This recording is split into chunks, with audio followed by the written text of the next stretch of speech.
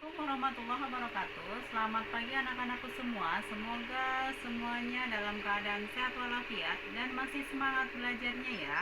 Baik, perkenalkan nama Ibu Ika Susilaningsih yang akan mengajar materi praktek akuntansi perusahaan jasa dagang dan manufaktur. Untuk bab 1 yang akan kita pelajari adalah tentang akuntansi perusahaan jasa. Apa itu perusahaan jasa? Mari kita bahas satu persatu. Perusahaan jasa adalah badan usaha yang kegiatan utamanya bergerak dalam bidang pelayanan jasa. Jadi, hanya menghasilkan jasa, bukan barang atau produk kasat mata. Kemudian ruang lingkup perusahaan jasa itu memberi pelayanan jasa. Kemudian produknya itu tidak bisa kita lihat, standar harganya yang sulit diukur. Pendapatannya berasal dari penjualan jasa. Kemudian tidak terdapat HPP atau harga pokok penjualan. Laba atau ruginya dengan membandingkan jumlah pendapatan dan juga beban. Berikutnya karakteristik perusahaan jasa. Itu yang pertama adalah memberi pelayanan jasa kepada customer atau pelanggan. Yang kedua, dalam laporan laba rugi tidak ada komponen HPP atau harga pokok penjualan karena dalam perusahaan jasa tidak ada transaksi jual beli barang dagang secara langsung. Ini dalam laporan laba rugi biasanya menggunakan langkah tunggal. Jadi komponen pendapatan dan beban dikumpulkan jadi satu. Jadi nanti untuk laba bersih atau rugi bersih berasal dari total pendapatan dikurangi beban. Kemudian dokumen sumbernya apa saja? Yang pertama adalah kwitansi, tanda bukti pembayaran dibuat dan ditandatangani oleh pihak penerima uang.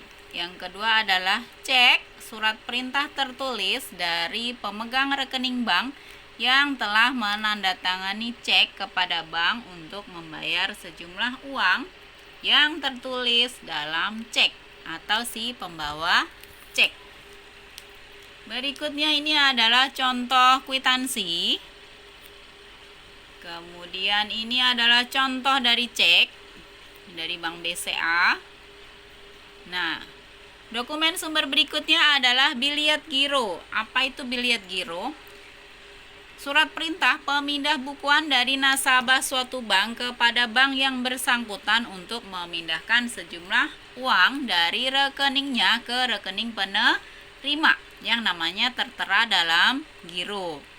Dokumen berikutnya adalah nota kontan atau nota tunai, yaitu bukti pembelian barang secara tunai dibuat oleh si penjual kepada pembeli. Ini adalah contoh biliet giro dari Bank BCA. Kemudian ini adalah contoh nota kontan pembelian secara tunai. Jadi ada kode barang, nama barang, jumlah satuan, dan harga satuannya nanti totalnya berapa. Dokumen sumber berikutnya adalah bukti memorial. Itu dokumen internal atau intern dalam suatu perusahaan. Jadi dari atasan ke bawahan biasanya. Berupa memo dari pimpinan perusahaan kepada bagian akuntansi untuk melakukan suatu pencatatan transaksi.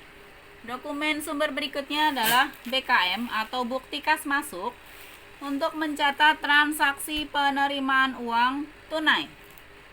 Jadi nanti bukti penerimaannya berupa kwitansi penagihan, faktur penjualan tunai, dan bukti lainnya.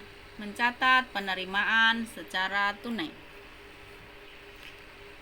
Ini adalah contoh bukti memorial dari pimpinan perusahaan tadi ke bawahannya. Ini dari kepala bagian accounting kepada si accounting. Ini adalah contoh BKM, bukti kas masuk mencatat penerimaan uang tunai. Ini adalah contoh bukti kas keluar mencatat transaksi pengeluaran uang tunai. untuk pembayaran pelunasan utang.